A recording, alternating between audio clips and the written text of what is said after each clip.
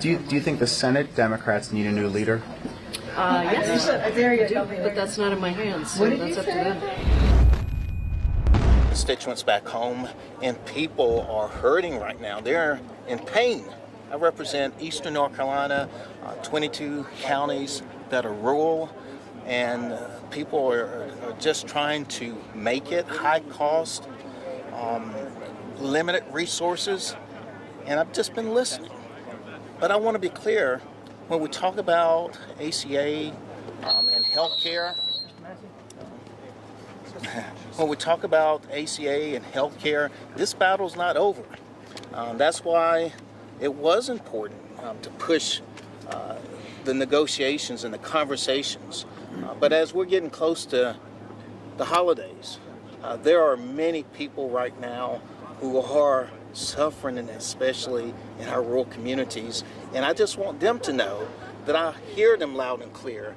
Also, I want to be clear when we talk about our military families, when we talk about our veterans, when we talk about our farmers out there, and especially farmers too. I'm hearing so many who are just being pounded because of tariffs. So they're saying, Congressman, I understand, and please stay in that fight with us and for us. But please reopen the government, and that's what I do. What do you say to people who are saying you capitulated here when you could have gotten much more in this deal? I mean, come on, let's look, and we understand the process here. I mean, the process right now that was before us was an opportunity in which we're able to continue to share what is important. And you've heard loud and clear, healthcare is important. It's essential. When I'm talking to someone back home... But why not then insist to get into this bill? But I'm just saying, when I'm talking to constituents back home, and the person said to me, and by the way, most are saying that their premiums have doubled at a minimum. And someone said, I'm driving a 2005 vehicle, and my car payment is $250, but yet my premiums are going to be about 3 times as much as my car payment. And keep in mind, he's saying, how do I even replace the vehicle? So this is real, I want to be clear. But we're going to have to continue to stay in this. I signed on, as you know, the discharge petition.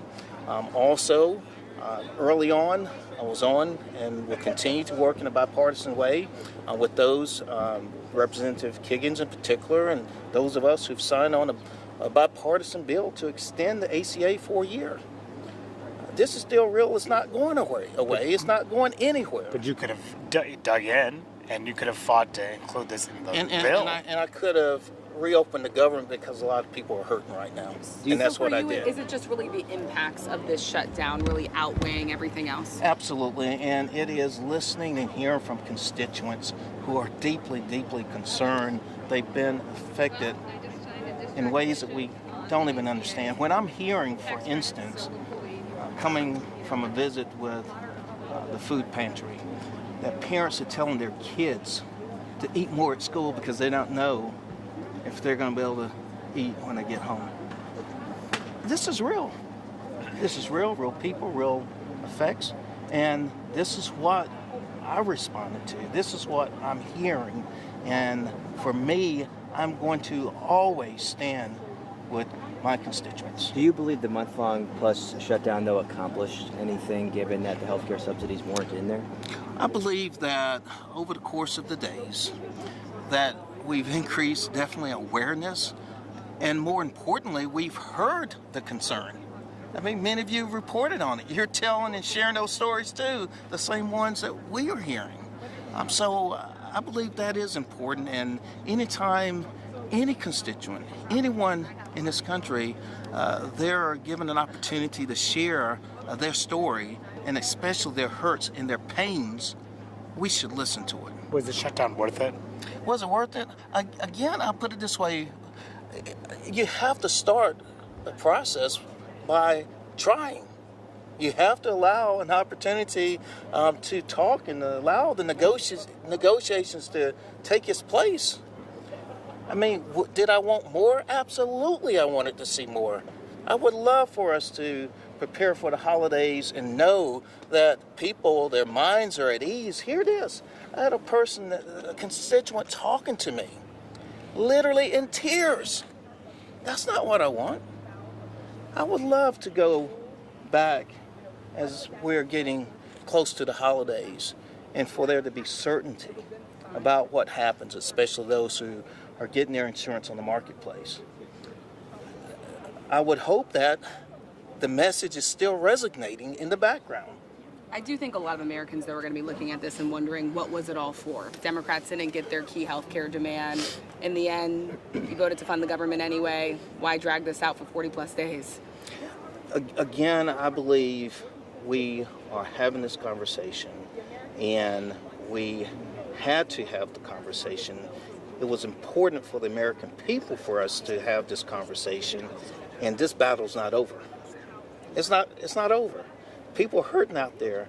I mean, they're getting hit with costs. Their parents trying to raise kids. Farmers being hit. I mean, this is not over. Do you think the Senate Democrats need a new leader? Yes, I do, but that's not in my hands, so that's up to them.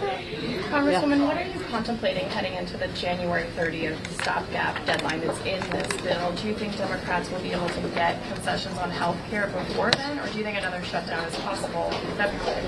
I really don't know. I think it depends on these vulnerable House Republicans who are not going to be able to go back to their constituents without telling them that they've done something on health care. And so, but I've seen some ridiculous things coming out from the Senate already, some of the Senate Republicans about, abortion restrictions in exchange for this. I mean, look, we just need to extend these tax credits and make sure that people have access, 22 million Americans have access, because they're fine to put, $1 million little prizes in this appropriations bill so 8 senators can sue the government.